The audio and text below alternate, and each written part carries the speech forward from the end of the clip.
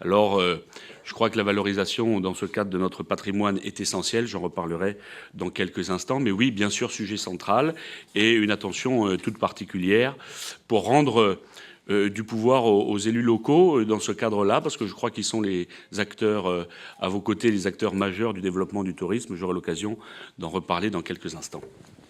Très bien. Alors, comme pour des candidats, nous allons aborder les 5 points clés qui sont des enjeux et des défis pour la profession, pour l'industrie du tourisme. Et le premier, c'est la gouvernance.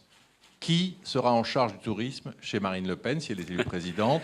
Est-ce que vous êtes favorable à la création, à la recréation d'un ministère du tourisme à part entière? Faut-il garder le schéma voulu avec un grand ministère international, le Quai d'Orsay, en charge également du tourisme et du commerce international? Quelle est votre vision des choses? Cette première question sur le sujet du tourisme amène une réflexion préliminaire. Il y a quelques années, le tourisme était l'intitulé d'un ministère en propre, puis il est devenu celui d'une direction générale, et RGPP Fillonneau-Sarkozyste oblige, celui d'une sous-direction au sein de la direction générale des entreprises. Est-ce le signe d'un désintérêt croissant de la part des politiques qui se sont succédés au pouvoir? Peut-être plus grave, le signe de la non-prise en compte du poids économique et social de ce secteur qui, vous l'avez dit probablement précédemment, représente 7,3% du PIB et plus de 2 millions d'emplois directs et indirects. En réalité, je pense que, pour parler clair, la gauche a délaissé le tourisme car elle a toujours pensé que c'était le sujet des gens riches, et la droite parce qu'elle a toujours pensé que l'ultralibéralisme allait réguler naturellement ce secteur. Je crois que l'une comme l'autre ont eu tort, et que par conséquent, il apparaît que votre secteur n'a pas atteint le maximum de son potentiel. Du point de vue institutionnel, puisque c'est votre question, qui porte sur la gouvernance, la principale caractéristique de votre secteur est, me semble-t-il, son aspect interministériel. Et pas de tourisme sans sécurité, pas de tourisme sans transport, pas de tourisme sans offres culturelles importantes ou sportives, pas de tourisme sans écologie, pas de tourisme non plus sans aménagement du territoire. Dans l'aménagement du territoire, je comprends évidemment les équipements, pas de tourisme sans diplomatie, bien sûr, et bien sûr pas de tourisme sans entreprise. Alors, je ne vais pas vous dire s'il y aura dans le futur gouvernement de Marine un ministre chargé uniquement de ce secteur ou s'il aura un large portefeuille, mais je vais vous dire ce que nous pensons, que vous êtes en droit d'attendre de la part de l'État, comme vous le savez sûrement. La principale caractéristique du projet économique de Marine est le retour à un État stratège. Le stratège, contrairement à ce que certains peuvent dire parfois, ce n'est pas celui qui fait tout. Ce n'est pas celui qui fait tout, mais celui qui peut permettre aux différents acteurs d'être les plus performants possibles en leur fixant un cadre, un cap et un certain nombre de moyens. Il faudra donc certainement augmenter les moyens de certaines structures. Je pense par exemple à Atout France, chargé de faire la promotion de la France à l'étranger, qui avec 35 millions d'euros de budget dispose de moins de moyens que la seule ville de Barcelone ou celle de Londres. Il sera aussi indispensable de rationaliser et de regrouper les acteurs publics pour que notre force de frappe soit efficiente sur les objectifs qui lui seront assignés. Mais vous y êtes confrontés quotidiennement, je pense. Il n'y a pas que l'État parmi les acteurs institutionnels qui jouent un rôle primordial pour votre secteur. Il y a les communes. Les communes, aujourd'hui aussi les intercommunalités, c'est vrai, les départements et les grandes régions. Vous le savez probablement également, le projet de Marine propose aux Français de réduire ce trop fameux millefeuille administratif en ne conservant que 3 niveaux d'administration, les communes, les départements et l'État. Et chacun aura son niveau d'intervention pour plus de clarté. Donc pour le tourisme, ce sera à ces niveaux que se mettront en place des politiques publiques. Et je pense que le niveau qui doit avoir la main dans votre domaine est celui, je ne dis pas seulement parce que je suis maire, mais est celui évidemment de la commune, qui peut faire beaucoup.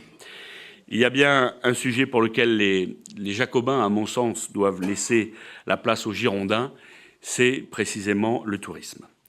C'est pour cela que nous souhaitons renforcer le rôle et le statut des maires, je le disais, spécialement des petites et des moyennes communes, Bien évidemment, cela n'empêchera pas nullement des coopérations intercommunales, cela va de soi, je le dis tout de suite, ou interdépartementales, mais je pense par exemple à des dispositifs comme la Loire à vélo qui ont extrêmement bien fonctionné. Il faut, je prends même un exemple qui est fréjusien, pardon, on m'a demandé de ne pas trop en parler quand je suis arrivé, mais dans le domaine de la diffusion et de la valorisation de notre patrimoine, il est évident que chacun devra reprendre ses responsabilités, que ce soit le département ou l'État. Je vis dans une commune qui s'appelait Forum Julie, le forum de Jules César, qui a 2000 ans d'histoire, avec une archéologie et des monuments archéologiques tout à fait exceptionnels et qui ne sont pas mis en valeur par personne. La collectivité, la ville, avec ses pauvres 100 millions de budget par an, n'en a évidemment pas les moyens. Le département s'en désintéresse alors que ça devrait être sa priorité. Et l'État, je n'en parle même pas. Il faut que l'État, que les collectivités territoriales se saisissent de ce problème. Les collectivités territoriales importantes, demain le département, se saisissent de ces problématiques pour participer à la valorisation de notre patrimoine, pour être un territoire attractif du point de vue du tourisme. Ça n'est pas fait aujourd'hui, à l'évidence. Il faut également que les pouvoirs publics soient donc un soutien à l'excellence française. Et je m'étais désolé, il y a presque 2 ans, lors d'une question au Sénat, que le gouvernement n'ait pas communiqué davantage sur le prix mondial. J'ai pris l'exemple de Fréjus, j'en prends un second. Le prix mondial reçu par le Puy du Fou en tant que meilleur parc du monde. Un soutien public. Un déplacement ministériel ne coûte pas grand-chose, mais ça contribue à valoriser, à faire rayonner l'excellence française. Pour conclure sur cet aspect, une autre mesure du programme de Marine est la protection des secteurs stratégiques et porteurs. Je crois que le tourisme a ces 2 caractéristiques. Il s'agit donc de protéger nos entreprises, surtout les PME innovantes. Et j'ai entendu que vous en parliez tout à l'heure. Et cela passera par la création d'un fonds souverain ayant la double mission de protéger les entreprises de fonds vautours ou des OPA et de prendre des participations dans des secteurs qui soient éminemment porteurs.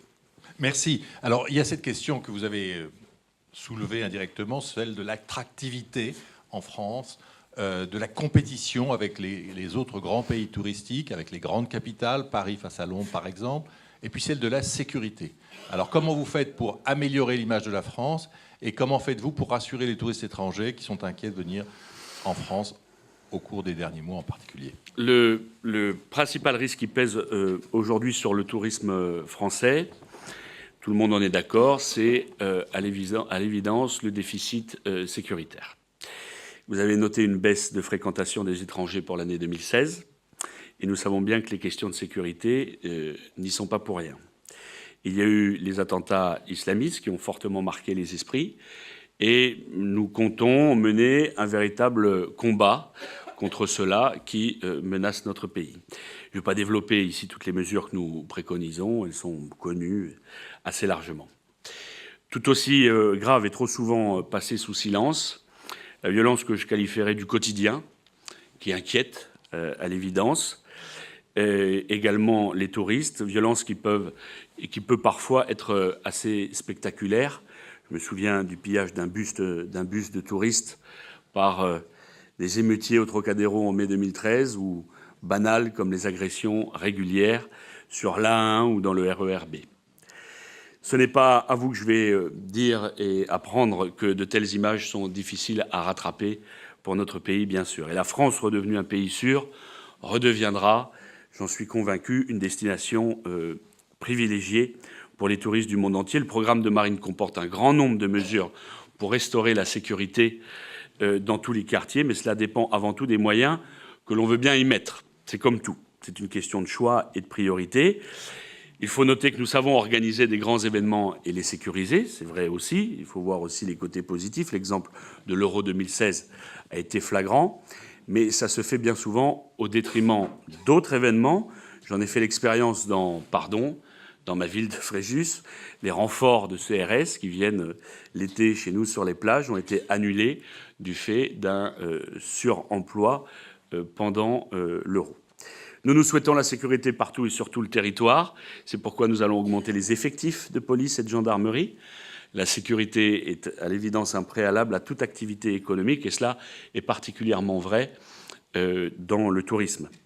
L'autre risque... Oui, mais concrètement, augmenter les personnels de police, mais lié à l'activité touristique, est-ce que vous avez quelque chose de prévu, de précis? Mais c'est le contexte général qui compte dans cette affaire-là.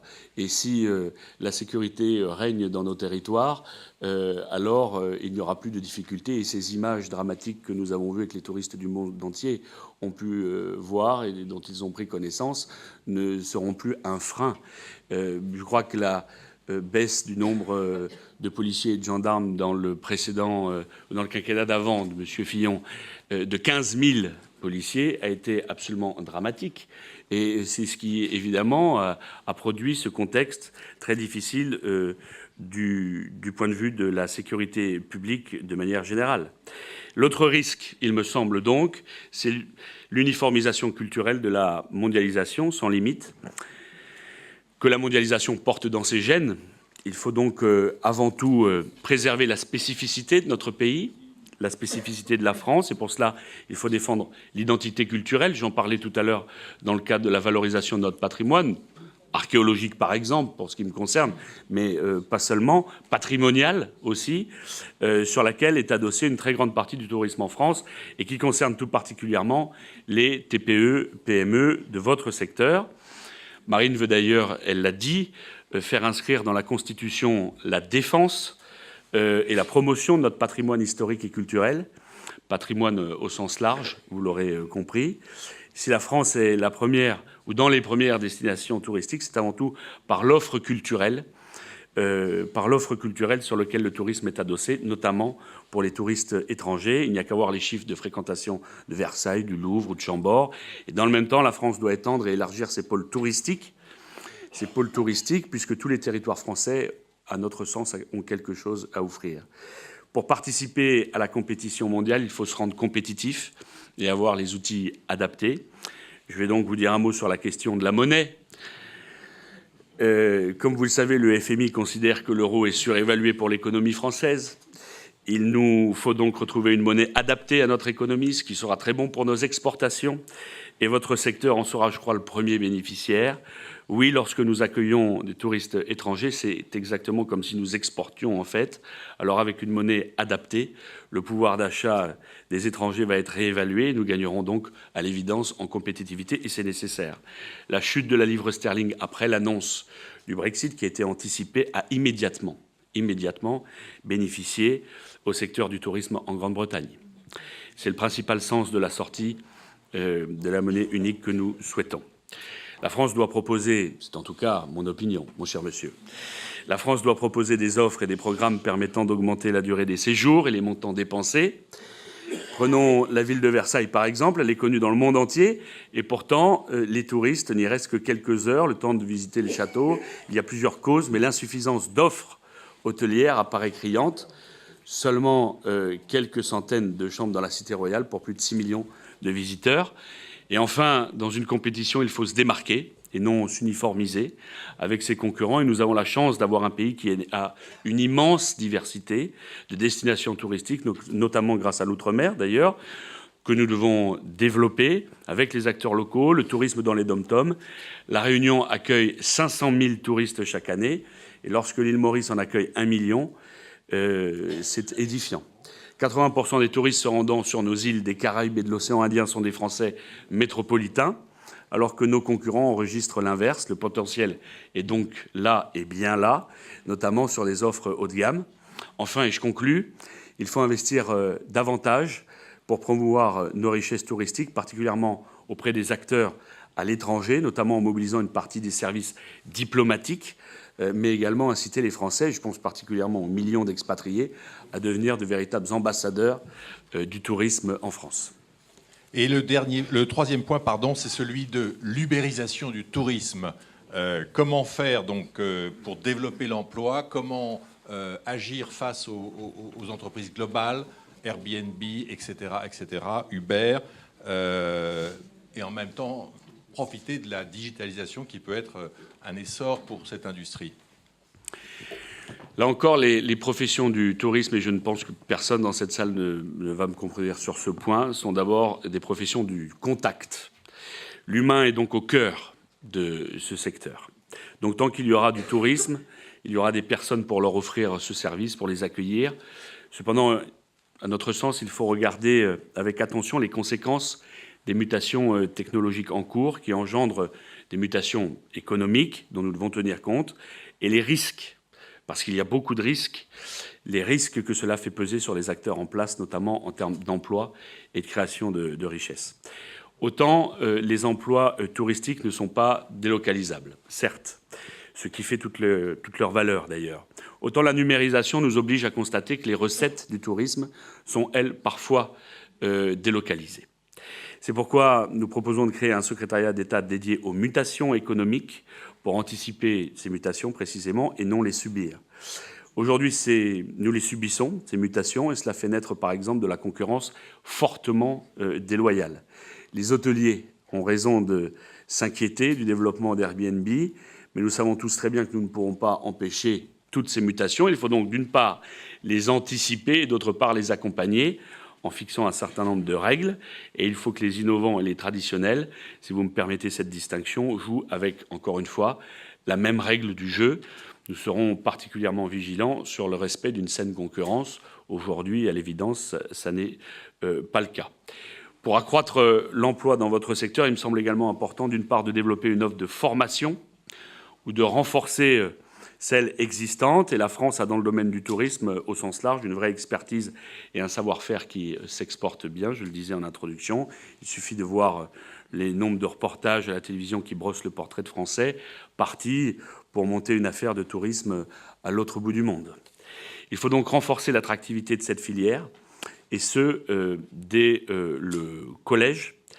La fin du collège unique que nous défendons et le développement massif de l'alternance permettra d'orienter plus tôt des jeunes attirés par tel ou tel secteur. Et je pense que les nombreux métiers de votre secteur se prêtent particulièrement à ce mode d'enseignement. Il faut également regarder avec attention les modes d'enseignement innovants adossés à votre secteur. Je pense, là encore, par exemple, à la Puy du Fou Académie ou à l'école Ferrière. Et je suis sûr qu'il y a parmi vous d'autres exemples tout aussi intéressants. Pour ce qui est de l'emploi au sens strict, vous le savez, nous préconisons, comme cela existe dans un grand nombre de pays, la mise en place de la priorité nationale et la suppression de la directive détachement. Tant que nous aurons plusieurs millions de chômeurs, nous préconiserons la priorité à nos compatriotes. Et votre secteur, du fait de la grande diversité de métiers, est un atout pour que chaque Français puisse trouver un métier qui lui convienne. Un autre élément pour développer l'emploi est un soutien aux exportations. Et bien souvent, comme le tourisme est consommé là où il est produit, on oublie que votre secteur exporte. Excusez-moi de prendre à nouveau cet exemple, mais c'est d'actualité. Le Puy du Fou a annoncé hier ou avant-hier la création de deux parcs à l'étranger. Et enfin, je pense qu'il faut davantage inciter les Français à consommer français, y compris dans le tourisme. Et l'immense diversité de notre pays nous permet d'avoir, je pense, à peu près tous les types des tourismes possibles en France, tourisme moraux, bien évidemment. Comme vous le savez, Marine, je le disais tout à l'heure, est très attachée à l'outre-mer, qui présente un potentiel de développement absolument considérable, tout particulièrement dans le tourisme haut de gamme. Et le secteur touristique ultramarin, bien que doté d'atouts naturels qui soient tout à fait exceptionnels, ne dispose pas ou pas assez de structures hôtelières adaptées aux exigences du tourisme international de qualité. Un autre aspect sur lequel il me semble falloir insister, c'est le soutien et le développement de nouveaux types de tourisme. Je pense par exemple au tourisme industriel, plutôt à destination de nos compatriotes, ou au tourisme d'affaires à destination des étrangers. Ces types de tourisme sont, à mon sens, une porte d'entrée très importante pour un tourisme plus traditionnel. Et de plus, pour le tourisme d'affaires, la clientèle est souvent aisée, donc une cible à privilégier pour les faire revenir avec conjoints et enfants si possible. Et pour conclure sur cette question, il faut que la France donc rayonne sur ce qui fait sa spécificité, notre culture, et n'en déplaise à certains autres, il existe bien une culture française, et elle est notre meilleur atout pour votre secteur, à mon sens. Et n'en déplaise au président de la République, les touristes étrangers qui viennent en France ne viennent pas d'abord pour aller à Disneyland, comme ça a été dit. Je n'ai rien contre Mickey et encore moins contre Donald. Mais ils sont loin de représenter la France, surtout pour un touriste étranger. Alors, J'ai envie de poser la question de Donald, puisque c'est vous qui m'y incitez. Est-ce que Marine Le Pen présidente, c'est bon pour l'image de la France dans le monde? Quand on voit ce qui s'est passé pour Trump, qu'est-ce que vous en pensez? Mais dans le monde actuel, qui est en pleine mutation, y compris sur le plan démocratique, avec les grands événements démocratiques, encore une fois, qui ont eu lieu ces derniers mois, bien sûr que Marine appartient à ce nouveau monde qui est en train de se créer.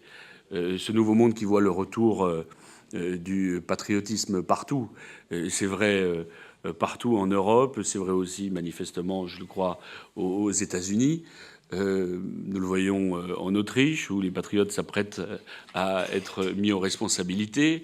Nous le voyons, nous l'avons vu avec le Brexit, nous le voyons en Hollande, un petit peu partout. Et bien sûr que Marine, appartenant à ce nouveau monde qui est souhaité par les peuples européens et manifestement par les peuples du monde, par une partie d'entre eux en tout cas, est évidemment la mieux placée. Évidemment, parce qu'elle saura, elle, comme femme d'État, parler avec ses responsables publics qui sont ceux qui seront nos interlocuteurs demain, bien sûr. Alors, l'autre question, c'est la simplification, la fiscalité des entreprises du tourisme. Vous savez, on a parlé des grandes entreprises, des grands groupes, mais il y a aussi les PME. Que faire pour améliorer leur fonctionnement et leur activité? Il n'y a pas, dans notre projet, en l'état, de mesures sectorielles. Mais bien évidemment, toutes les entreprises de votre secteur vont bénéficier des mesures de relance et de simplification que Marine veut mettre en place avec comme priorité assumée, de manière claire, les PME et les TPE. Et elle propose ainsi la mise en place d'un guichet unique, un guichet qui soit dédié à ces entreprises, guichet qui sera le point d'entrée pour toutes les questions sociales, fiscales, administratives, mais également la généralisation du titre emploi service entreprise au TPE. Autre point sur lequel votre secteur est fortement impacté, le compte pénibilité. Le dispositif actuel que les entrepreneurs considèrent à juste titre comme inapplicable sera remplacé par un nouveau dispositif reposant sur une évaluation personnalisée grâce à une médecine du travail qui sera reconstituée. La pénibilité constatée sera compensée par une majoration des annuités de retraite. Marine souhaite également lisser les effets de seuil qui sont clairement un frein à l'embauche. Par exemple, une forte réduction des obligations administratives liées au seuil social de 50 salariés et une fusion des institutions représentatives du personnel entre 50 et 300 salariés en une structure unique conservant les mêmes compétences. Le soutien à ces entreprises passera également par une baisse de l'impôt sur les sociétés. Pour les PME, nous prévoyons un taux de 24%. Et bien sûr, toujours sous l'angle de la simplification, nous supprimerons le prélèvement à la source, qui serait une complexification administrative absolument considérable pour les entreprises. Ça favorisera l'émergence d'offres et d'initiatives provenant d'hôtels indépendants. Aujourd'hui, la moitié des chambres d'hôtels en France sont propriétés de grands groupes. Les revenus du tourisme doivent profiter aussi à de petits entrepreneurs. Et comme vous le savez, nous souhaitons également une autre construction européenne, ça ne vous aura probablement pas échappé, que ce soit par la négociation ou par la sortie d'ailleurs de l'Union européenne, et ce aussi avec l'objectif de libérer nos entreprises de normes absolument inutiles, quand ce n'est pas carrément stupide, quand vous pensez que l'Union européenne voulait réglementer les chasses d'eau des toilettes. Vous imaginez le coût d'une telle ineptie. Et j'imagine que parmi vous ce matin, vous êtes nombreux à avoir des exemples du même ordre en tête en ce qui concerne ces règles absurdes. Il faut également donner de la souplesse à vos entreprises. Je pense par exemple aux réglementations sur la question des horaires d'ouverture. Moi, je suis frappé par cela, y compris localement. C'est l'État qui nous impose un certain nombre d'horaires d'ouverture, de fermeture, et c'est absolument insupportable. Le maire est évidemment le mieux placé pour savoir à quelle heure doit fermer telle plage, tel établissement de nuit, tel restaurant, parce que nous craignons là une fuite des touristes vers des endroits où il y a davantage de liberté. Et il faut redonner cette liberté aux entrepreneurs localement. C'est encore une fois le maire qui doit être à l'initiative dans ce domaine-là. Il en va de même d'ailleurs pour les plagistes que j'ai l'occasion de rencontrer régulièrement, évidemment, toujours sur mon territoire, qui sont hallucinés de voir qu'ils sont interdits de faire un certain nombre de soirées sur leur plage pour attirer les touristes, pour attirer, y compris d'ailleurs les gens qui habitent sur notre territoire. Ils en ont l'interdiction parce que l'État considère qu'il ne faut pas faire de soirée sur les plages, qui est totalement absurde. Et de ce côté-là, je pense que davantage de liberté ne gâcherait rien, évidemment.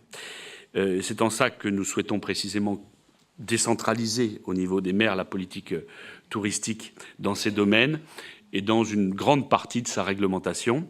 Je pense, et je m'appuie sur mon expérience là encore, qu'un maire est plus à même d'adapter un certain nombre de règles aux spécificités de son territoire, de sa commune, plutôt que d'appliquer une réglementation pondue à Paris ou à Bruxelles, réglementation qui ne prend pas en compte les spécificités du terrain, à l'évidence.